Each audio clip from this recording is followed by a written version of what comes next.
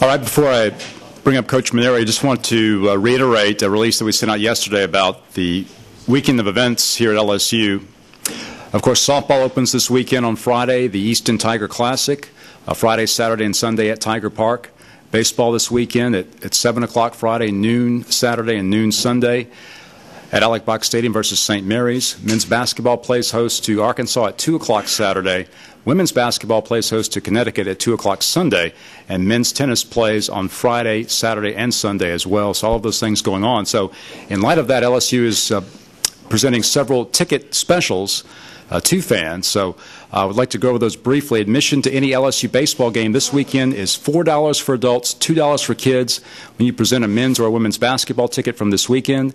Admission to the softball tournament free when you present a men's or women's basketball ticket or a baseball ticket from this weekend. Admission to the LSU men's basketball game on Saturday versus Arkansas, just $5 for adults and kids when you present a baseball ticket from this weekend. And admission to Sunday's women's basketball game against UConn, just $2 for adults and kids when you present a baseball ticket from this weekend. So those ticket specials going on this weekend as several big events taking place on the campus. Now it's my pleasure to introduce the gentleman who has been on the job for the past 7 months as baseball coach at LSU. He began his collegiate baseball career right here at LSU as a player, and now it's our hope that he finishes his career here as the Tigers head coach. The coach of the LSU Tigers, Paul Mainieri.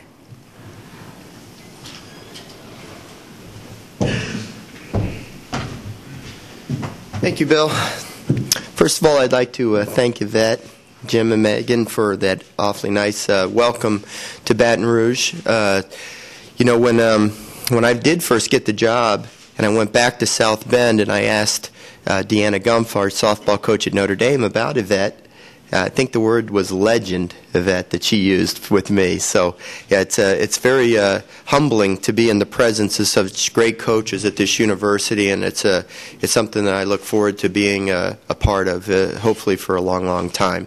And good luck to all of you. I know you guys are in great hands. What an impressive staff.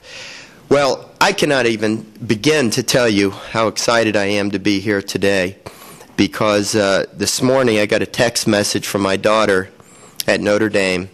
All it said was -6 degrees, -30 wind chill factor, 2 feet of snow. Honest to goodness, can you believe that? We would be 2 weeks away from the opener in South Bend, and that's what we'd be looking at outside. So I look out these windows and I see the sun shining, beautiful blue skies, a beautiful field. It's baseball time and softball time. I'm excited. You know, I'm excited for a lot of reasons, and that's just one of them. You know, it seems like just yesterday, 7 months ago, I stood at this podium and addressed you all and talked about how honored I was to become the new baseball coach at LSU. This is, without a doubt, the only place that I would have left Notre Dame for. Notre Dame was a wonderful, wonderful place for 12 years, and I enjoyed every second of it and felt very fortunate to be the coach there. But when Skip called about this school, I'll tell you, I can't even begin to describe the emotions that I had, because I always looked at the state of Louisiana and LSU as being my home. And Karen and I met here. Our good friends live here in the state, and to be able to come back here as the LSU baseball coach was really a dream come true. I've never used the word dream job before I came to LSU. It wasn't my dream to become the coach at St. Thomas or the Air Force Academy or even Notre Dame. I did dream of being the quarterback at Notre Dame, I can tell you that. But of course, because I'm having trouble seeing over this mic and a lack of a talent, those dreams fell by the wayside. But I can tell you that after Skip Bertman became the baseball coach at LSU, and I entered the coaching had just entered the coaching profession myself, and of course I had known Skip for many years in Miami. Somehow, some way, back in my deep consciousness, I dreamed someday I could be the coach at LSU, and here it is. Dreams come true. So anyway, we're so excited. We're fired up. You know, it's been 7 months, And a lot has happened in these 7 months. I'm going to tell you right now. I told Skip and Mark Ewing the other day, I said, I think you ought to get your calculators fixed. You guys tell me we have 6,000 season ticket holders, and I swear to you I've met 10,000 of them out there this fall. People everywhere I go have said, I've been season ticket holders for 15 years, and 30, 40 people everywhere I go are telling me that. So my own unofficial count, I think I'm at about 10,000. But the enthusiasm and the energy and the concern for the baseball program here, to be honest with you, it's why I came here. I always looked at LSU and the SEC as the big leagues of college baseball. And since I never had any desire to go back and work in professional baseball, I played a short time, and that was enough of it for me. I didn't want to I never aspired to be a major league manager or a farm director or a general manager.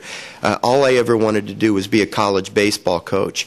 And for me, LSU represents the very best in college baseball, as does the SEC. So this opportunity to coach in this league at this school, for me, is the greatest thing. And the enthusiasm, the energy that people have for the program is what's got me so excited. I've been asked many, many times in these last 7 months, what about the pressure and what about the expectations? And I've told everybody the same thing that I'll tell you right now. We look at this, how many people are out here to visit with Yvette and myself and our staffs today. You can't have this kind of media coverage, this kind of fan support, these kind of facilities, this weather, this league. You cannot have all these resources without having high expectations also. And I'm telling you, there's not a fan out there, and I'm sure Yvette would say the same thing. There's not a fan or an administrator or a booster or anybody that has higher expectations than she and I do for our own teams. Our goal is to return LSU baseball to where it was, and that was the very best baseball program in the entire country. And we are not going to rest until we accomplish that goal.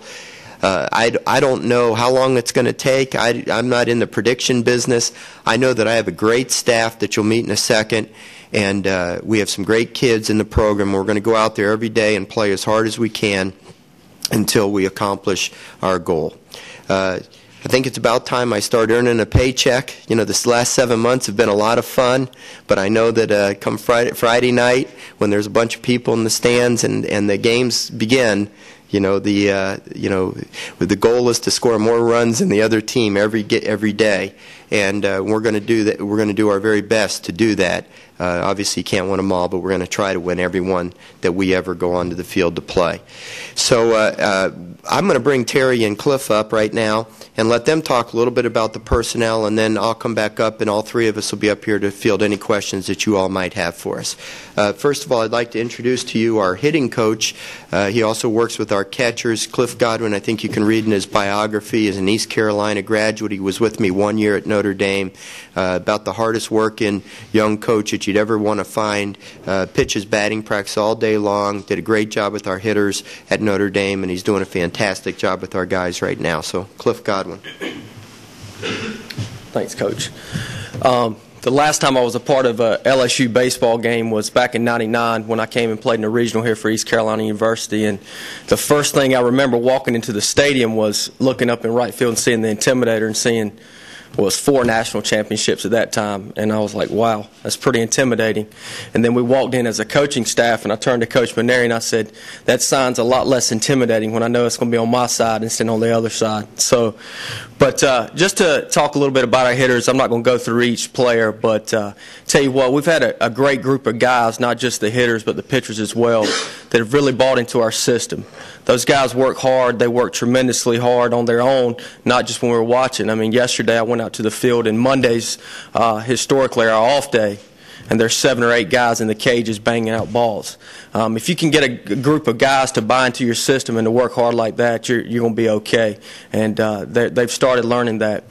We're going to have a mix, a lot like softball said. We're going to have some guys that can really run in our lineup, and then we're going to have some guys that a handful of guys that can drive the baseball out of the ballpark. I mean, you look around the infield, and J.T. Wise is, he hit 10 home runs last year. He's got a chance to hit the ball out of the baseball field, and also have a lot of doubles.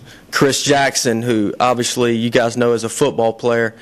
He comes out, and after the first week of practice, he's got one of the best swings on our team, and he's driving the ball in the gap on a consistent basis, and is probably going to be hitting three-hole for us on Friday night.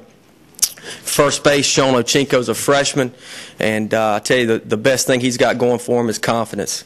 And if all our hitters could have confidence like him, I tell you what, we'd be okay. But you look at him, and fundamentally his swing might be a little bit long, but when he steps in the box, he doesn't think anybody can beat him. And that's what we try to tell our hitters and preach to our hitters all the time, is to go into the box, be aggressive, have quality at bats, and be confident. Hitting is a game of failure. You fail 7 out of 10 times, and you're still considered great. And we talk about having quality at bats and being aggressive and being confident, and all that stuff comes from the hard work they put in. And then the last thing we talk to them about is hitting in the clutch. And Coach Mainieri, he has really mentored me in that aspect of it. You can make good teams into championship teams if you drive in runs with 2 outs. And so when there's a runner at second base and there's a guy hitting 250 but he's got 50 RBIs, he's going to be in our lineup because he gets it done when the game's on the line. But that's about it for the hitters. And then catching, since I work with the catchers also, I think you want to see Robert Lair. He has a chance to be one of the best defensive catchers in the SEC. And, I just told him yesterday that I appreciate all the hard work he's done, but he can't let up. I mean, I drive him each and every day to be the best catcher in the country. And offensively, he's not going to be the best offensive hitter as a catcher in the country, but he's one of the best catch and throw guys I've ever worked with, and hope he continues to work hard and lead our pitching staff to great things. So, turn it over to Terry, or Coach. If you're wondering where Blair is home ill today. Blair Barbier, our third assistant coach, has a terrible case of pink eye, so we just thought it might be best if we quarantine him a little bit because we wouldn't want to get the team infected. So anyway, that's why he's not here today. And then, of course, let me introduce you again to Terry Rooney, our pitching coach and recruiting coordinator. Terry was with me for 3 years at Notre Dame and did an unbelievable job there, mentored some outstanding pitchers, including Jeff Samardzija, who just signed with the Chicago Cubs to forego an NFL career there. And already you can see the difference in the confidence level of our pitchers from when we first began in the fall to now, because they're really buying into Terry's system, and he's doing a great job. And let me let him tell you all a little bit about what he's doing with these guys. Terry Rooney. Thank you. I'm extremely excited and feel very fortunate to be here and to be a part of this program, especially as I look out in the crowd and I see the former pitching coaches and Coach Burtman and Coach Canterbury. And I take great pride in being the pitching coach here at LSU and trying to continue the great long-standing tradition of the pitching which this program has had. And I've been fortunate to have many great conversations with Coach Canterbury and Coach Burtman about it, and really looking forward to an exciting year.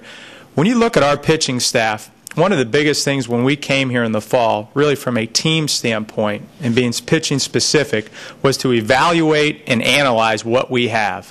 And when you look at our pitching staff, regardless of the depth, regardless of their year in school, regardless of their experience, we look at each one of our guys and really feel like each one of them individually has something positive they can offer. We truly believe that. And that's going to kind of go into our system that Coach Mainieri and I talk about. And this year you're going to see a lot of different pitchers have a lot of different jobs and roles within our pitching staff. And we really feel like that's going to be a big decision and a big process of how we're going to be successful.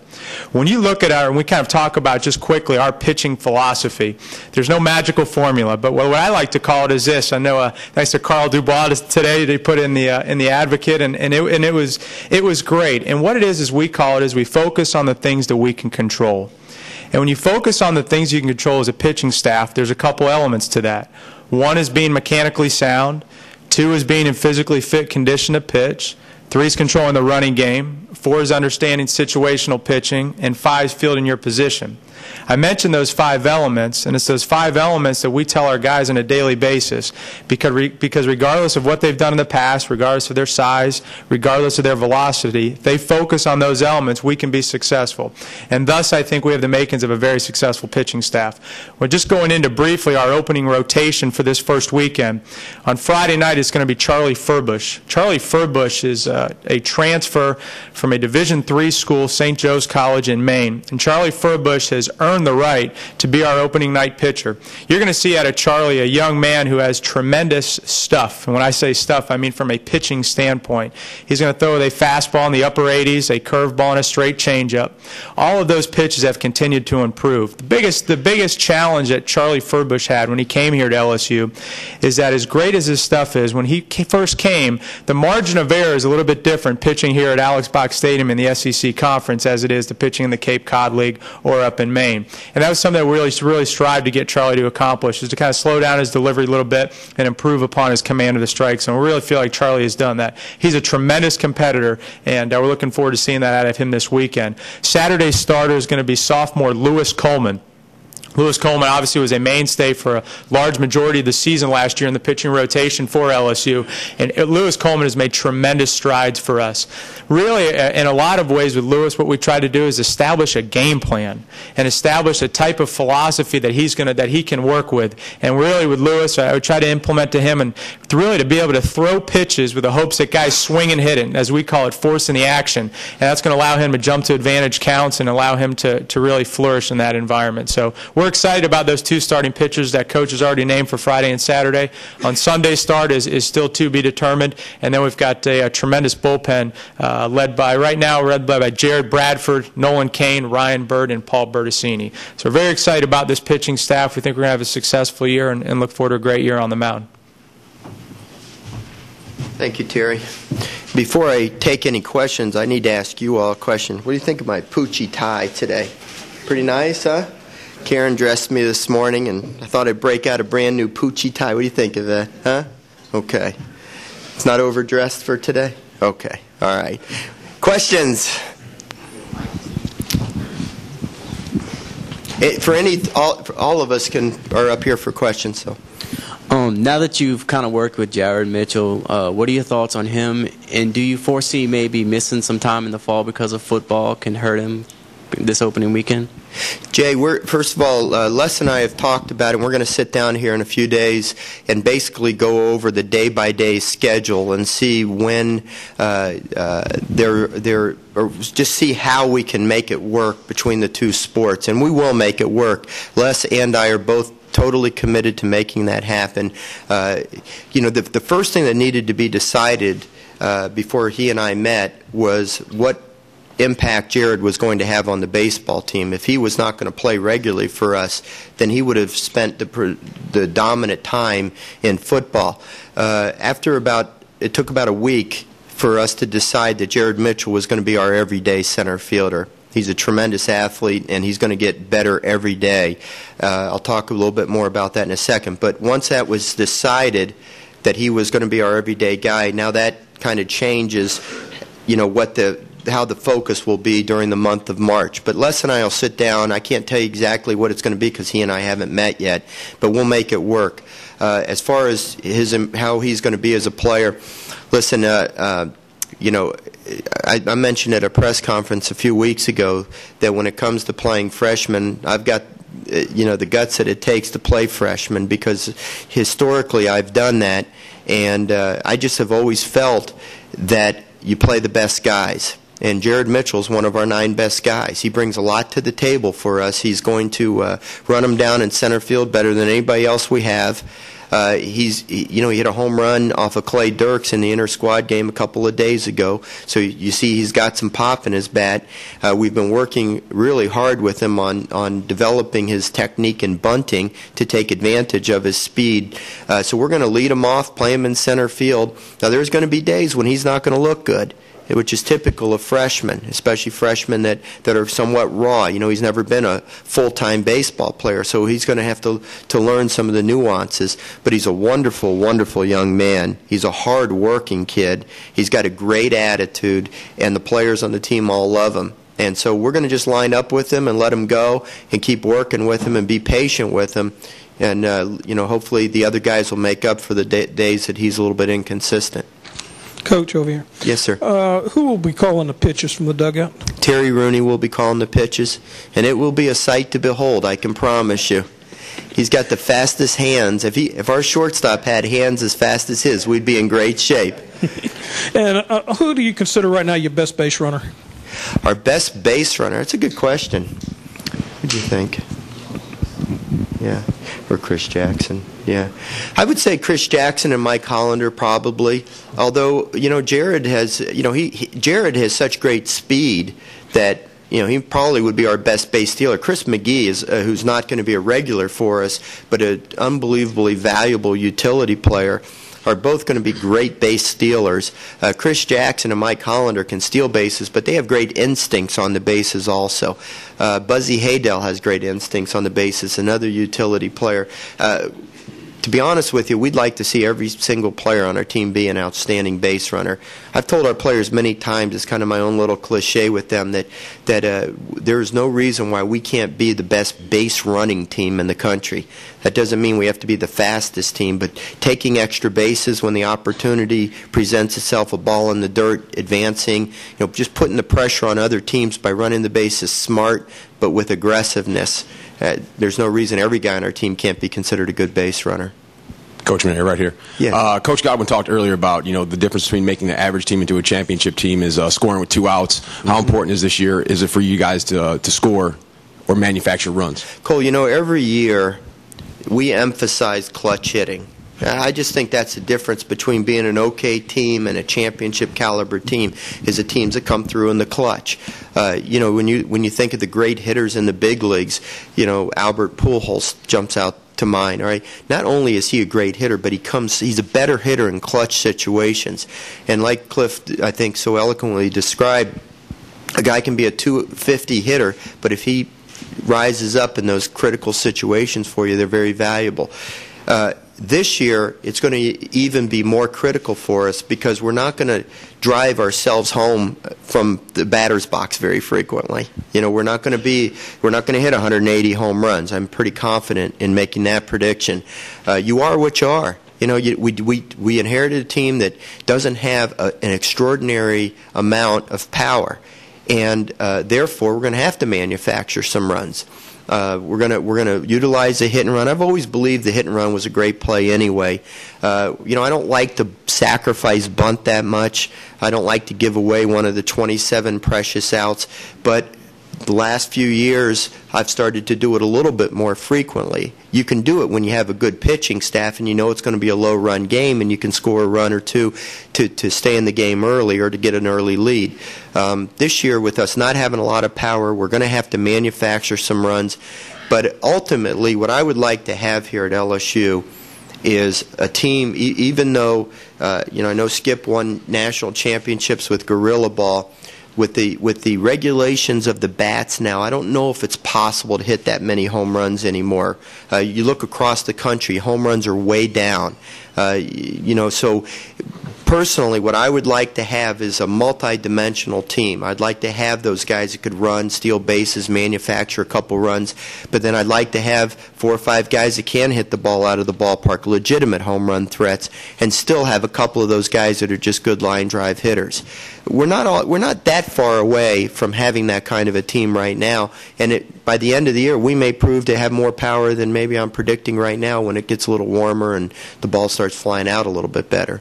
But in the meantime, Cole, especially this early in the year when the weather's going to be a little chilly and the air's a little heavier, I think we've got to be able to be a team that can manufacture some runs. Hey, Coach, I guess the word is out that this team has done a lot of running, a lot of conditioning. Can you talk about the emphasis you put on getting the team in shape and what you guys did? It's amazing. I've kind of been made out to be like Attila the Hun, this strict disciplinarian, I believe very strongly in discipline. I believe very strongly in work ethic and commitment and sacrifice. That doesn't make me any different than 99% of the coaches out there. I just am very inflexible when it comes to it. The players have to be committed, they have to be dedicated, they have to believe in the team concept, they have to be in good condition.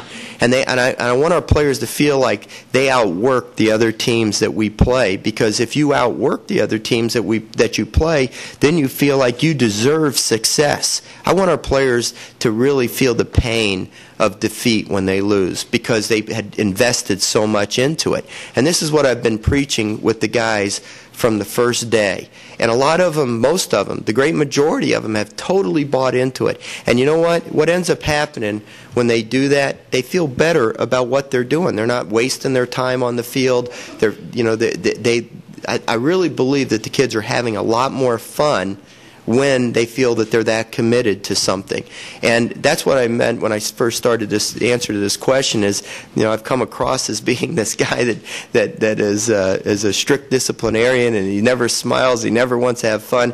Believe me, the furthest thing can be the furthest thing from the truth. I want our players to play with smiles on their faces and be enjoying their time. I love to interact with the players, and I'm very proud of the relationships that I have had with my players through the years and that I even have with the players already at LSU.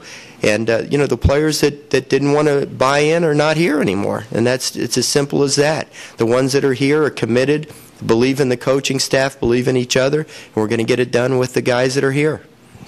Coach, you mentioned in your opening comments about getting the program back to the glory days in the mid-'90s and 2000. One of the guys on your staff was a part of that time in Blair Barbier. Mm-hmm. What does he say to the kids, and how important is it to have a guy that has been there and done that, and how is he talking to the kids and trying to get back to that time? Andy, I think it's really important. And, you know, when Skip first talked to me about this job, I told him I wanted to have somebody from his teams, from his era, a part of our staff, because first of all, I wanted the link to that winning history and tradition of the program.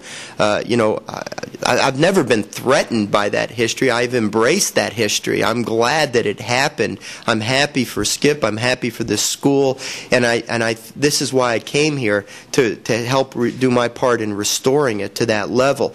Well, if somebody was in the trenches during that time, I mean, Blair will tell you, I ask him about 10 times a day, how did Skip do this? How did Skip do that? What did you guys do in these kind of situations? You know, I'm 49 years old, and I never stopped learning. I can promise you that.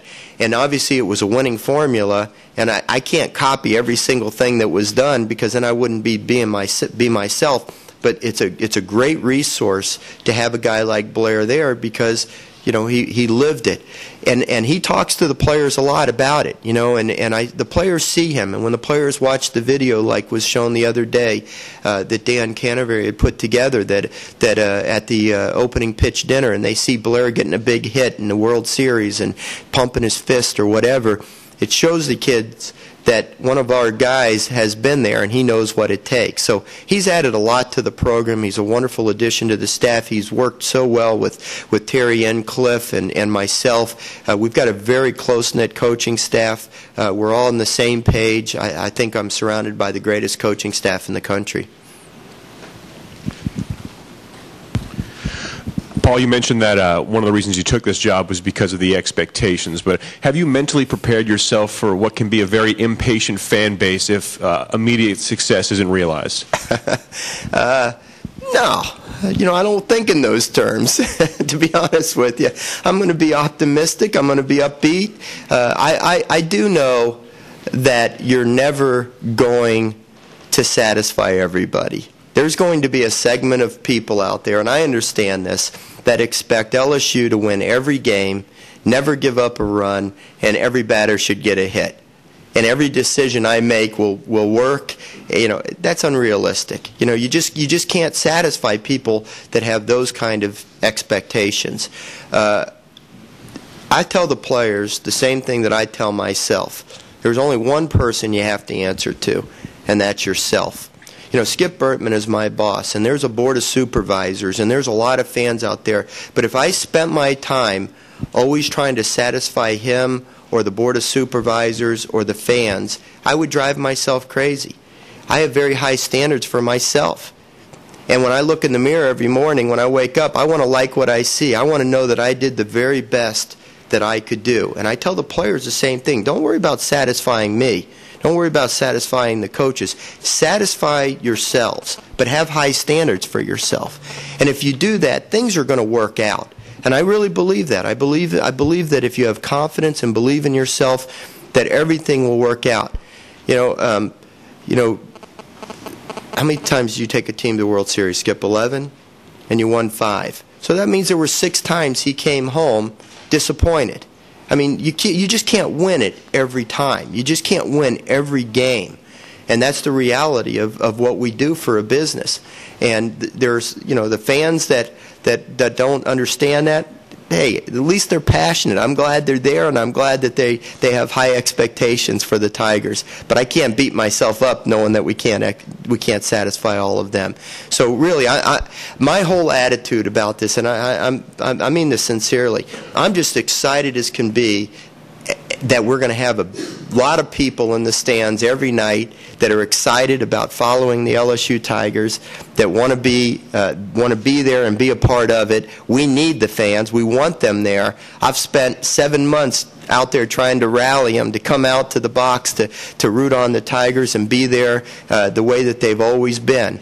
And when they're there and they invest their time and their some of their money to be there, they're going to have expectations, and I don't blame them. I would too.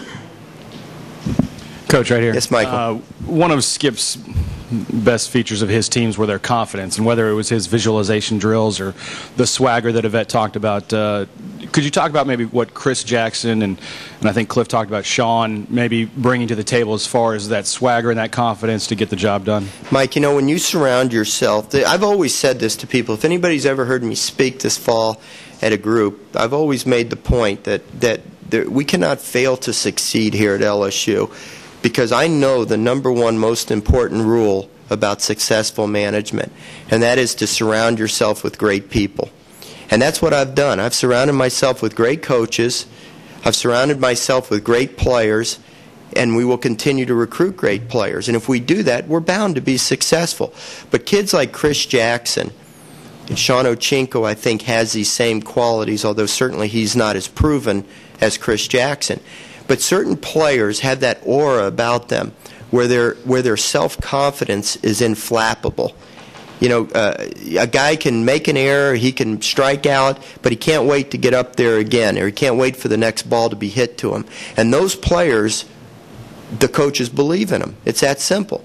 When they have that kind of belief in themselves and they have some talent to back it up, you stick by those kids. And Chris Jackson brings that to our team. You could see that very quickly, and he's going to be a great addition to our team. And I think Sean Ochinko has a lot of those same qualities. Like Cliff said, I think fearless was the way you best describe a guy like Sean. So when we decided on our starting lineup, this has been an evolution. Our 3 best catchers are all in the starting lineup, and our 4th catcher may also be in the lineup, in a freshman by the name of Kevin Farnsworth, a walk-on. He may be the DH at times. Sean Ochinko is the 2nd-string catcher, and J.T. Wise is a close 3rd. But those 3 or 4 guys are 3 or 4 of our best 9 players, so we found places to put them in the lineup so that we have our best players out there. One more question? Anyone?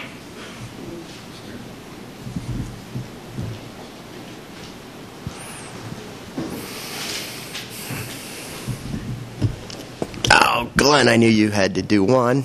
Hey. Your assistants are real well qualified, but you said the SEC is like Major League Baseball to you, and y'all 3 don't have a lot of SEC experience. Is that a concern, or did you play a lot of SEC teams when you're at Notre Dame? We played some. I wouldn't say a lot. It was obviously very sporadic. We played some in regular season games, and we played some in the postseason. We played in Gainesville one year in the region. We played one year in Starkville. I know we've played Georgia. Kentucky, we played at Kentucky in last year's regional. So we have a little bit of experience with the SEC. Of course, I played in the SEC one year, wasn't the same league back then that it is now. But hey, I grew up in the South. I grew up in Miami. I know what good baseball is. Nothing's going to surprise me that we see in the SEC. I can promise you that, Glenn. Okay? Hey, thanks a lot for coming out, everybody. Let's go get them.